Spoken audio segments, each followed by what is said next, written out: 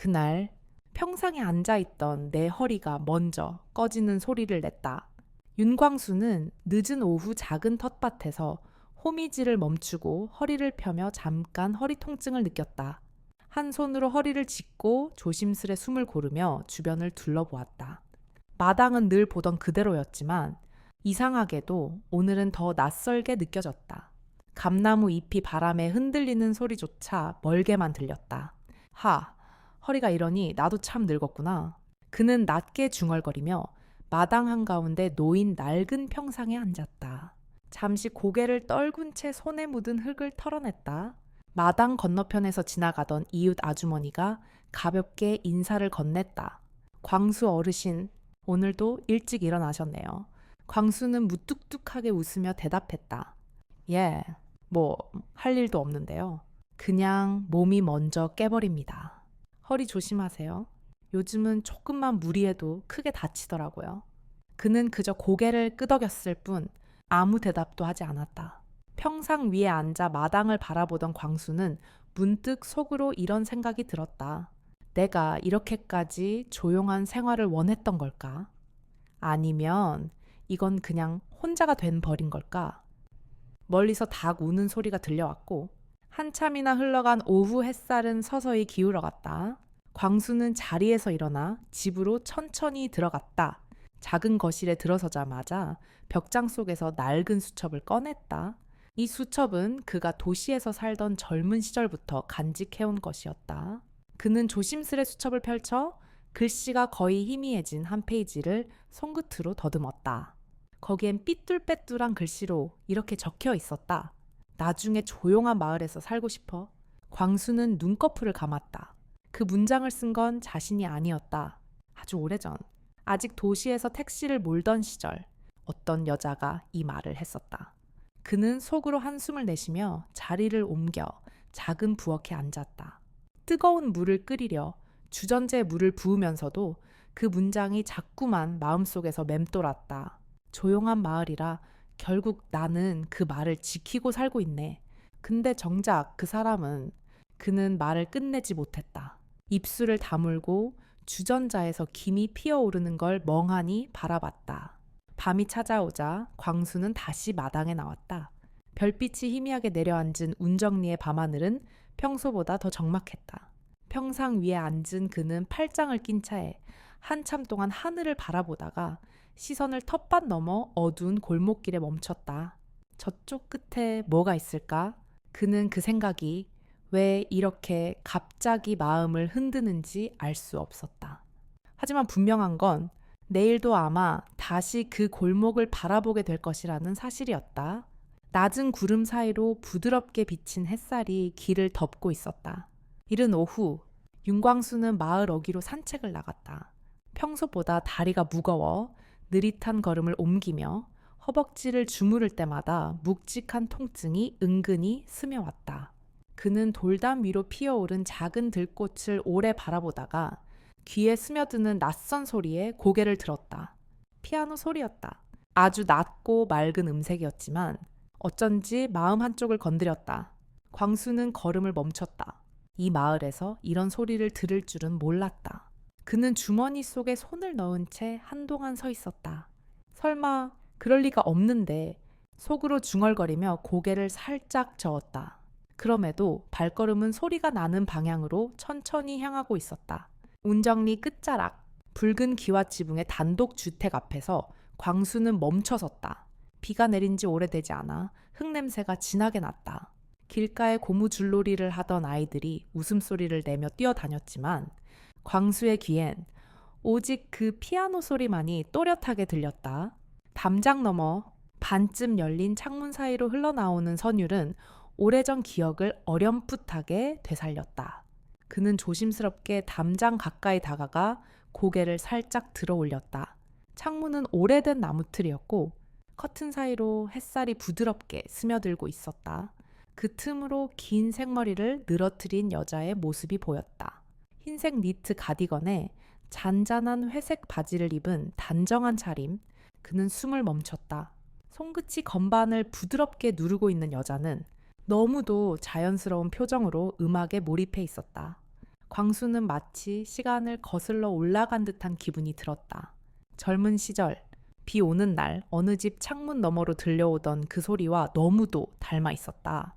아니야, 아닐 거야. 그는 스스로를 다독이듯 작게 중얼거렸지만 마음 깊은 곳에서 무언가가 서서히 깨어나는 느낌이 들었다. 그 순간 문이 열리는 소리가 났다. 깜짝 놀란 광수는 몸을 움츠리며 담장 옆으로 한 발 물러섰다. 마당으로 나온 여자가 화분을 조심스럽게 옮기고 있었다. 햇살이 그녀의 머리칼에 부드럽게 내려앉았다. 광수는 그대로 굳어 있었다. 여자가 천천히 화분을 정리하며 창가를 바라보는 동안 광수의 시선은 한순간도 그녀에게서 떨어지지 않았다. 저 사람이 정말 그 사람일 수도 있나? 그는 마음속으로 스스로에게 물었다. 오래전 잊었다고 믿었던 이름이 순간 입술 끝에까지 떠올랐다가 멈췄다. 여자는 그를 전혀 의식하지 못한 채 마당 의자에 앉아 한숨 돌리듯 미소를 지었다. 광수는 순간 가슴이 묵직해지며 숨을 고르지 못했다. 아이들이 고무줄놀이를 하며 그의 곁을 지나가자 광수는 얼떨결에 몸을 돌렸다. 발걸음은 무겁고 어색했다. 그럼에도 몇 발짝 걸어간 뒤 다시 뒤를 돌아보고 싶은 충동이 마음을 흔들었다. 마당 안. 여자가 피아노로 돌아가 다시 건반을 눌렀다. 잔잔한 음이 다시 골목 끝까지 흘러왔다. 광수는 길 끝에서 천천히 발걸음을 옮겼다. 그는 주머니 안에서 손을 살짝 움켜쥐었다. 오래전부터 희미하게 남아있던 팔찌 자국이었다. 혹시 다시 가볼까? 그는 그 생각을 삼킨 채 고개를 숙였다. 낮은 바람이 돌담 위들꽃을 스쳤다. 광수는 길 끝에서 천천히 발걸음을 옮겼다. 그러나 그의 손끝은 여전히 주머니 속 팔찌 자국 위에 멈춰 있었다. 다시 돌아가야 하나? 며칠이 지난 늦봄의 아침, 윤광수는 작은 종이봉투를 들고 최미연의 집 앞에 서 있었다. 그는 문 앞에 서서 한참 동안 주저하다가 다시 돌아설까 말까 망설였다. 다리 한쪽이 묵직해 조심스레 체중을 옮기자 무릎에서 둔한 통증이 스며왔다. 그는 작은 기침을 하며 봉투를 다시 손에 꼭 쥐었다. 괜히 오는 건 아닐까. 이걸 핑계로 여기까지 온 내가 우습군. 그는 속으로 그렇게 중얼거렸지만 발걸음은 이미 문 앞에 닿아 있었다. 조심스레 문을 두드리자 안에서 부드러운 발소리가 들려왔다. 문이 열리자 미연이 평소처럼 단정한 차림으로 서 있었다. 흰색 니트와 연한 회색 바지, 그리고 약간은 놀란 듯한 눈빛. 윤병호 씨죠. 봉사하신다던. 광수는 잠깐 머뭇거리다 고개를 끄덕였다. 예, 마을에서 어르신들 챙겨드린다고 해서요. 약국에서 필요한 거 있다고 하셨죠. 대신 사왔습니다. 그가 종이봉투를 내밀자 미연은 잠시 놀란 표정으로 그를 바라보다가 부드럽게 웃었다. 이렇게까지 직접 사오시다니 고맙네요. 사실 요즘은 시장에 가는 것도 좀 귀찮았거든요. 광수는 어색한 미소를 지으며 고개를 살짝 숙였다. 괜찮습니다. 제가 심심해서 하는 일이니 들어오셔서 잠깐 쉬세요. 날씨도 덥고. 미연이 문을 살짝 더 열었다. 광수는 잠깐 주저하다가 고개를 끄덕였다. 마당을 지나 작은 평상에 앉자 햇살이 은은하게 비춰왔다. 평상 옆에는 작은 장독대가 놓여 있었고 바람에 흔들리는 가미피 그림자를 만들고 있었다. 여기 앉으세요. 오늘은 공기도 좋네요. 미연이 작은 수건으로 평상을 닦으며 말했다. 광수는 평상 한쪽에 앉으며 주변을 둘러보았다. 집은 단정했고 텃밭 한 구석에 심어진 쪽파가 햇빛에 반짝였다. 이 마을에 오신 지는 오래되셨어요. 미연이 물었다. 예, 몇 달 됐습니다. 도시가 시끄러워서요. 여긴 조용하고 좋네요. 그는 말을 아끼며 주변을 살폈다. 어쩐지 그의 시선이 오래 머무는 건 미연의 손목이었다. 하지만 그는 곧 고개를 돌렸다. 근데 이름을 제대로 못 들었네요. 미연이 잔잔한 목소리로 말했다. 광수는 잠깐 숨을 고르듯 멈췄다. 그의 본명은 윤광수였지만 입술에서 나온 건 전혀 다른 이름이었다. 병호라고 합니다. 병호 씨군요. 이상하네요.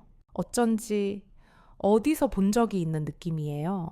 미연은 고개를 살짝 기울이며 웃었다. 광수는 그 말의 순간 눈을 피하며 마른 웃음을 지었다. 잠깐의 침묵이 흘렀다. 바람에 텃밭의 들풀이 흔들리고 멀리서 아이들이 떠드는 소리가 들려왔다. 미연이 조심스레 말을 이었다. 도움 주시는 분이 많지 않아서 사실 이렇게 와주셔서 고마워요. 저는 이런 부탁을 잘 못하는데 광수는 잠시 그녀를 바라보았다. 그녀의 표정엔 진심이 담겨 있었다. 그는 속으로 무언가를 삼킨 채 고개를 끄덕였다. 저야 뭐 심심해서요? 크게 고마워하실 일은 아닙니다. 미연이 미소를 지으며 자리에서 일어났다. 잠시만요. 제가 차라도 끓여올게요. 그녀는 집 안으로 들어가 부드럽게 문을 닫았다. 그는 평상에 혼자 앉아 손끝을 주머니 속으로 가져갔다. 팔찌 자국을 스치듯 지나갔다. 그는 고개를 숙이고 눈을 감았다. 이 소리를 다시 듣게 될 줄은 속으로 중얼거렸다. 잠시 후 미연이 차를 내오지 않고 피아노 건반 앞에 앉는 소리가 들렸다. 창문이 살짝 열리며 맑고 부드러운 음이 마당으로 흘러나왔다. 광수는 고개를 들어 그 소리를 들었다. 가슴이 조용히 떨렸다. 정말 그 사람일까? 그는 다시 고개를 숙였지만 피아노 소리는 점점 더 선명하게 그의 마음을 파고들었다. 주머니 속 그의 손은 여전히 굳게 움켜쥔 채였다. 늦은 오후, 윤광수는 집 안작은 탁자 위에 오래된 수첩을 펼쳐놓고 조용히 앉아 있었다. 그의 손가락은 수첩 옆에 놓인 낡은 가죽 팔찌의 자국을 천천히 문질렀다.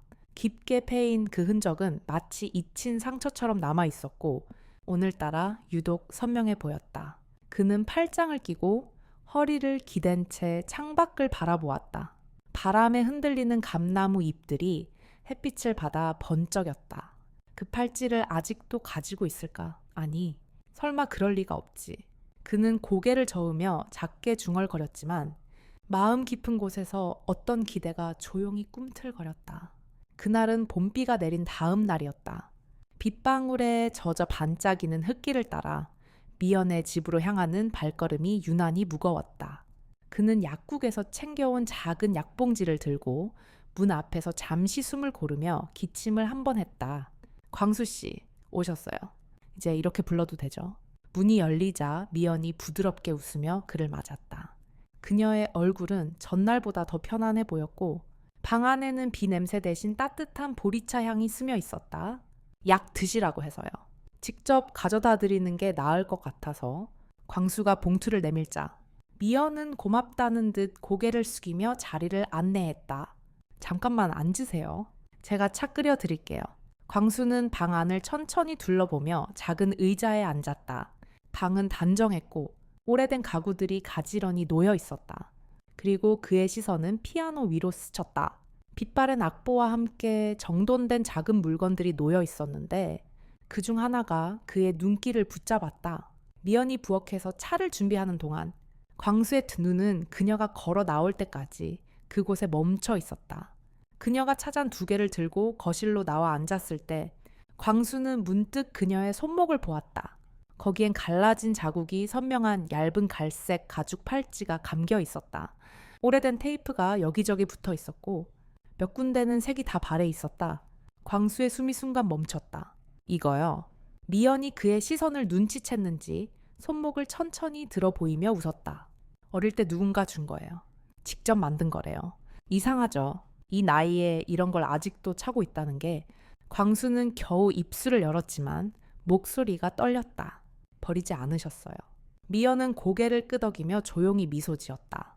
네, 사실은 이상하게 이걸 차고 있으면 마음이 좀 괜찮아져요. 누군가 곁에 있는 것 같고. 광수는 차마 더 말을 잇지 못했다. 차잔을 들어 조용히 입에 대었지만 차의 맛이 느껴지지 않았다. 그는 눈앞에 있는 여자가 여전히 그 시절의 시간을 살고 있다는 사실이 믿기지 않았다. 방 안엔 잠시 고요가 흘렀다. 미연은 벽에 걸린 달력을 바라보다가 부드럽게 말을 꺼냈다. 이상하죠. 이렇게 오래 지켜온 게 이 팔찌밖에 없어요.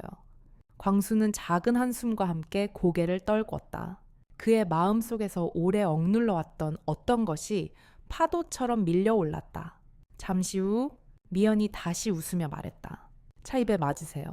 제가 직접 끓였는데 광수는 차분하게 고개를 들고 대답했다. 예, 오랫동안 마신 것 중에 제일 맛있네요. 그 말에 미연이 살짝 놀란 표정을 지었다가 곧 부드럽게 웃었다. 광수는 그날 저녁 집으로 돌아온 뒤 방 안에서 오랫동안 움직이지 않았다. 작은 탁자 위에 수첩을 펴놓고 그 옆에 펜을 잡았다. 그리고 팔찌의 얇은 끈과 버클, 그리고 손으로 엮었던 옛 디자인을 조심스레 그려 내려가기 시작했다. 창밖에서 바람이 살짝 불어왔고 탁자 위 종이가 흔들렸다. 광수는 손끝에 힘을 주며 마음속으로 조용히 중얼거렸다. 이번엔 내가 다시 만들어야겠다. 밤이 깊어지자 방 안엔 펜으로 긋는 소리만이 남았다. 광수의 눈가에는 작은 빛이 서서히 번져갔다.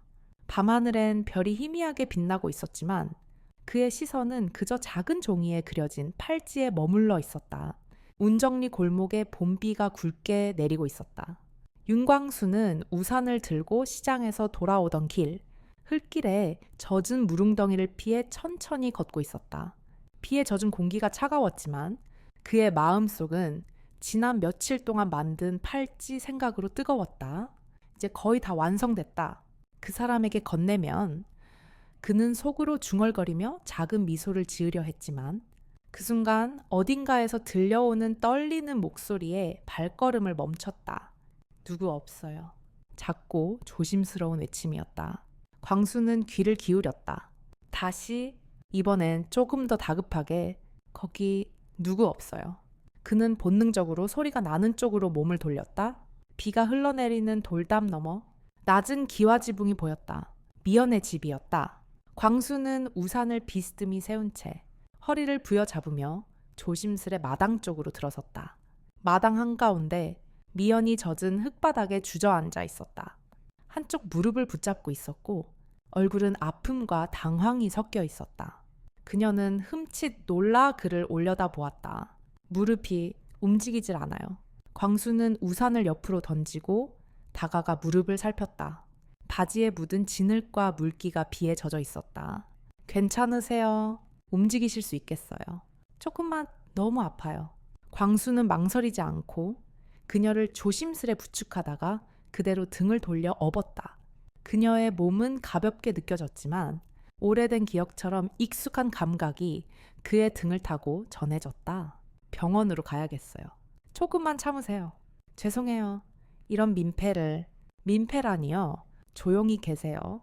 금방입니다. 비가 굵게 쏟아지는 길 위를 광수가 서둘러 걸었다. 그의 등 위에서 미연은 처음엔 몸을 굳혔지만 이내 조심스레 그의 어깨에 얼굴을 기댔다. 빗소리와 그의 숨소리만이 고요한 골목을 가득 채웠다. 잠시 후 미연이 낮고 떨리는 목소리로 물었다. 혹시 윤광수 씨 맞죠? 광수의 걸음이 잠깐 멈칫했다. 비에 젖은 그의 어깨에서 물방울이 떨어졌고 그 순간만큼은 모든 소리가 멈춘 듯 고요했다. 그는 한숨처럼 짧은 숨을 들이켰다. 그리고 아주 느리게 고개를 끄덕였다. 네, 저예요. 미연은 조용히 눈을 감았다. 그의 등에 얼굴을 파묻은 채 작은 미소를 지었고 눈물이 비에 섞여 조용히 흘러내렸다. 정말 당신이 맞아서 다행이에요. 광수는 대답하지 못했다. 그저 그녀를 조금 더 단단히 업은 채 병원 쪽으로 발걸음을 옮겼다. 그의 발소리는 비에 젖은 돌길 위에서 천천히 울렸다. 병원 응급실 앞에 도착하자 간호사가 달려나와 그들을 안내했다. 광수는 미연을 조심스럽게 의자에 앉히고 접수 창구에 간단한 절차를 진행했다. 그동안 미연은 잠깐 눈을 감고 깊은 숨을 고르고 있었다. 많이 아프세요? 광수가 다가와 낮은 목소리로 물었다. 괜찮아요. 이렇게까지 신경 써주셔서 고마워요. 괜찮습니다. 무릎만 조금 다치신 거면 다행이죠. 잠시 후 간호사가 다가와 엑스레이 촬영을 위해 미연을 데리고 들어갔다. 광수는 병원 복도에 서서 유리창 너머로 봄비가 내리는 풍경을 바라보았다. 빗물에 흩날리는 벚꽃이 피 천천히 떨어지고 있었다. 그는 깊은 숨을 내쉬었다. 이제는 도망치지 않을 거다. 초여름 햇살이 마당 위로 부드럽게 내려앉았다. 최미연은 붕대를 감은 무릎을 조심스레 매만지며 창가에 서 있었다. 바람이 창문을 스치자 실내로 들어온 햇빛이 바닥에 길게 그림자를 만들었다. 그녀의 시선은 마당에 놓인 작은 평상에 머물렀다. 윤광수가 국화꽃이 꽂힌 유리병과 김이 피어오르는 차, 두 잔을 조용히 올려두고 앉아 있었다. 그는 차분한 표정으로 햇빛을 받고 있었고, 그런 모습이 이상하게도 오래 알고 지낸 사람처럼 편안해 보였다. 미연은 잠시 자신의 손목을 내려다 보았다. 거기엔 이제 새로 만든 가죽 팔찌가 감겨 있었다. 부드럽고 따뜻한 감촉이 손목을 따라 전해졌다. 그녀는 팔찌를 천천히 매만지며 속으로 작게 중얼거렸다. 이제는 내가 잡을 차례네. 그녀는 문을 열고 마당으로 천천히 걸어 나왔다. 걸음은 아직 완전히 편하진 않았지만 깁스를 푼 지 며칠이 지나면서 더는 목발이 필요하지 않았다. 평상에 다가가자 광수가 부드러운 시선으로 그녀를 바라보았다. 괜찮으세요? 무릎은 좀 덜 아프시죠? 많이 좋아졌어요.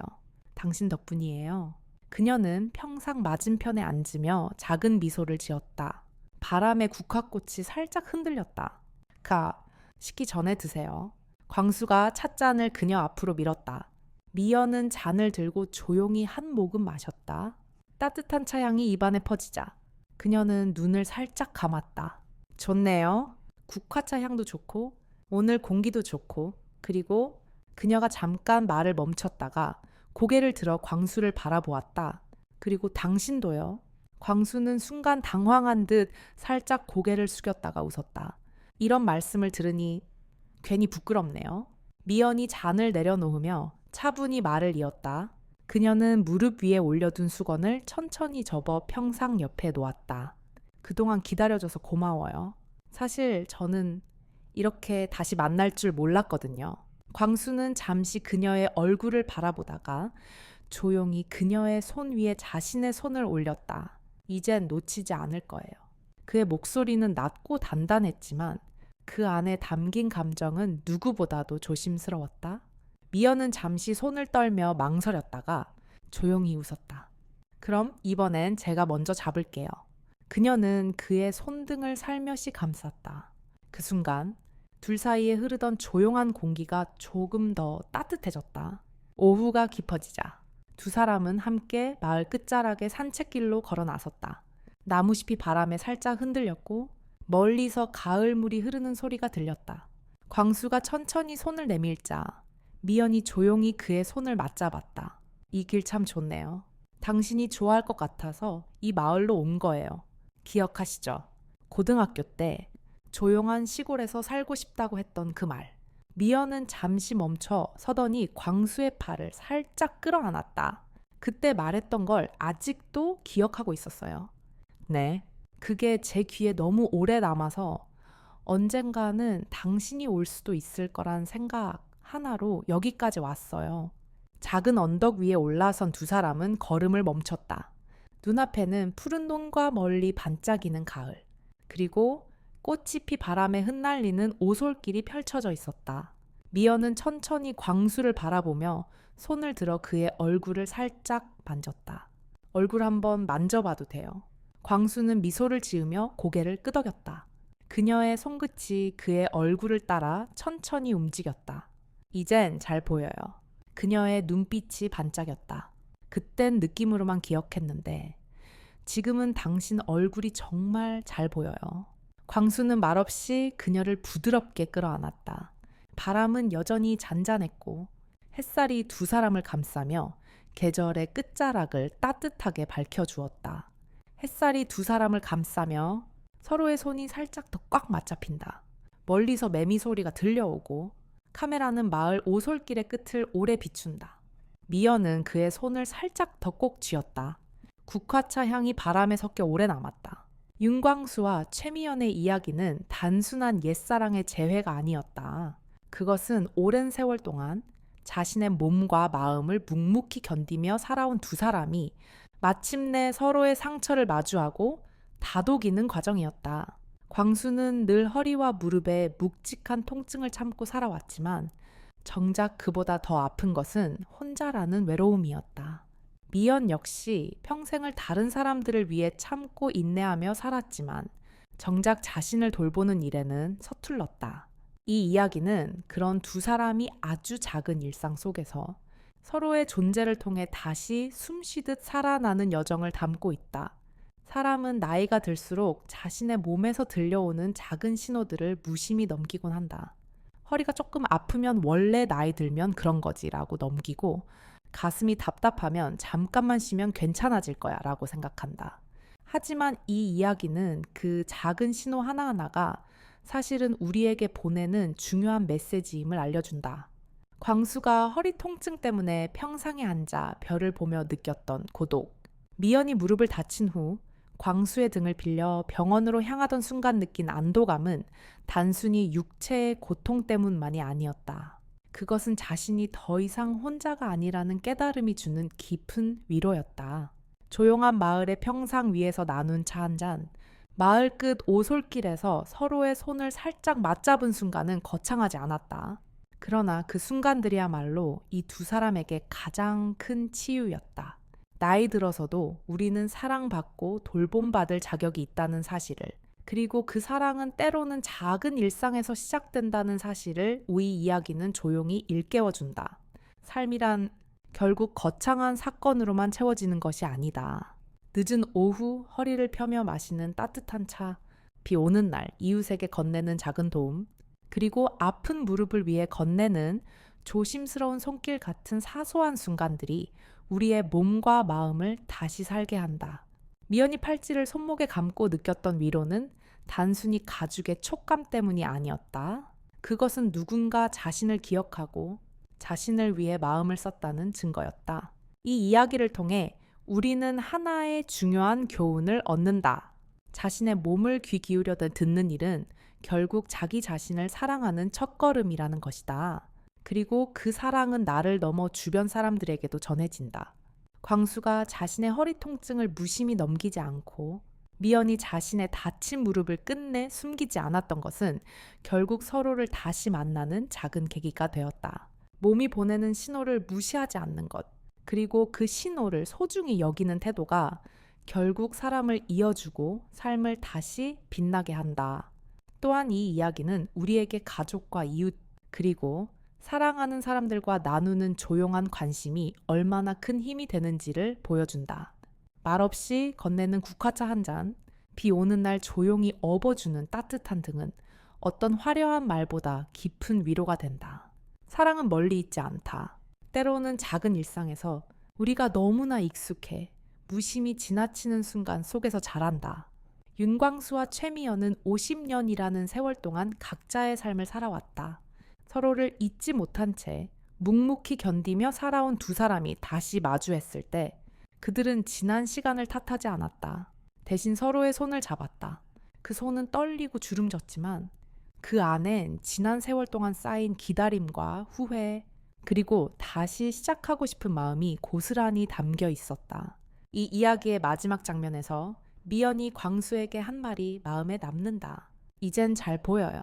이 짧은 한마디는 단순히 시력이 회복된 기쁨이 아니라 잊고 살았던 소중한 감정들을 다시 느끼게 된 기쁨이었다. 우리 역시 나이 들어서도 혹은 삶의 어느 순간에서도 이런 깨달음을 얻을 수 있다. 마음을 닫고 살았던 시간이 길었어도 누군가의 손을 조심스럽게 다시 잡는 용기를 낸다면 우리는 다시 연결될 수 있다. 그리고 이 모든 이야기를 관통하는 철학이 있다. 사람의 마음은 작은 관심과 느린 시간이 쌓일 때 비로소 깊이 치유된다. 지금 이 영상을 보고 계신 여러분께도 이 이야기가 작은 위로가 되길 바란다. 몸이 보내는 작은 신호를 귀 기울여 들어주세요. 아침에 일어날 때 느껴지는 작은 뻐근함, 가끔 이유 없이 찾아오는 피로, 마음 한구석의 외로움까지. 그것들은 우리에게 천천히 쉬어가라고, 그리고 때로는 누군가에게 기대라고 말하고 있는지도 모릅니다. 혼자서 모든 것을 버티려 하지 마세요. 가족에게, 오래된 친구에게, 혹은 옆집 이웃에게라도 따뜻한 인사를 건네보세요. 한 잔의 차를 나누고 짧은 산책을 함께하며 마음을 나누는 것만으로도 몸과 마음이 달라질 수 있습니다. 이야기의 주인공들처럼 우리도 언젠가는 누군가에게 작은 손길을 내밀고 또 누군가의 손을 잡으며 다시 일어설 수 있을 겁니다. 그것이 곧 우리 삶의 가장 큰 기적이 아닐까요? 여기까지 이 긴 이야기를 함께 들어주셔서 정말 감사합니다. 끝까지 함께 해주신 여러분 덕분에 이 이야기가 더 소중해졌습니다.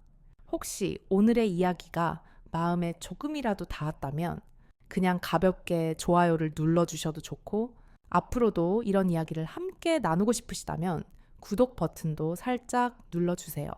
그리고 오늘 이야기에서 마음이 움직이셨다면 댓글에 그냥 숫자 1만 남겨주셔도 괜찮습니다. 그 작은 숫자 하나가 우리 모두에게 따뜻한 응원이 될 거예요. 다음에도 조용하지만 깊이 스며드는 이야기로 찾아뵙겠습니다. 늘 건강하시고 오늘도 편안한 밤 되세요. 감사합니다.